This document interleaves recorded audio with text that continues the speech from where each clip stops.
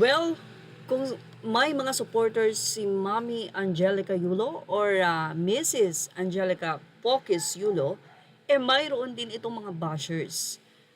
Lumalabas sa social media na ang isang award daw ngayon ni Mrs. Angelica Pokis Yulo ay binayaran. Anyway, ang issue dito is, ano naman kung binayaran? Lalo na nga kung baka mamaya si Carlos Yulo pa yung nag-sponsor nito, di ba? Hindi natin alam. Well, narito ang isang screenshot convo na inilabas. Ito ay di umano'y pagsasabi ng isang hindi kilalang personality na meron daw siyang inonominate. Well, kamakailan lamang ay inilabas ng side ni Mrs. Angelica Pokis Yulo ang nasabi nga pong award o pangalawang award na matatanggap nito mula sa Asia's Man and Woman of the Year. Si Mrs. Angelica Yulo ay mayroong award na Most Exceptional Woman of the Year. At ang nasabing award na ito ay binayaran. Narito ang full update. Sa nasabing screenshot na ito ng convo na di umano ay pag-aas na i-nominate si Angelica Yulo. Narito po ang sinasabi. Hello, how can I be nominated?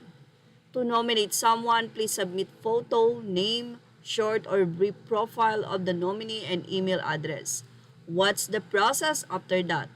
I will forward to our board of panel to review what citations or award will be given to you, including the sponsorship package. What is the sponsorship package? Does the nominee need to give a certain token or amount? Yes, sir. How much? Wait, I'll show you. Sure, I'll wait. So, dito na nga nakalagay ang halagang 30,000. Kung medyo maganda ba yung award, 50,000. Kung mas maganda yung award, something like that. O naniniwala ang marami na ito ay sponsorship kung sakasakali mang totoo na bayad. Dahil una ay wala namang ganong kalaki na pera para lang sa ganitong award magbabayad si Mrs. Angelica Pokis Yulo. So, what's the sense? Hindi naman niya kailangan na nominate pa ng ganitong award para lamang kumbaga ay magkaroon ng mas malalim na pagkilala sa kanya o bumilib ang mga tao dahil sa issue na nangyayari sa pamilya. Sa katunayan, ang nasabi nga pong award kamakailan lamang na ibinigay sa kanya ay isang magandang award dahil ulirang ina ito.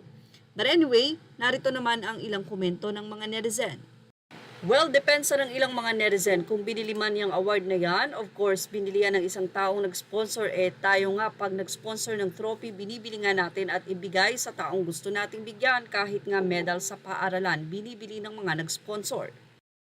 Well, ano sa palagay nyo? Si Mami Angelica Yulo kaya ay nagbayad para lamang dito? Or may nagbayad para sa kanya? O ang convo na ito ay hindi naman sa kanya galing? Sabi nga, may maibash lang talaga dahil hindi natin alam kung sino ang nag-leak ng nasabing convo na yan. May mga nagsasabi na baka daw ang panig ng kanyang anak ang nagsabi o nagsiwalat nito o mayroong nagbigay ng impormasyon na ito at inilik sa social media. Well, ganun pa man, sabi nga natin, kung sakasakaling si Mrs. Angelica Yulo nga ang nag-nominate sa kanyang sarili, baka naman may nag-sponsor sa kanya na magbayad. At kung sakasakaling ganun nga ang nangyari, ano naman, pera naman nila yan. Yan ang ating showbiz update. Thank you for watching. Images are all credit to the rightful owners.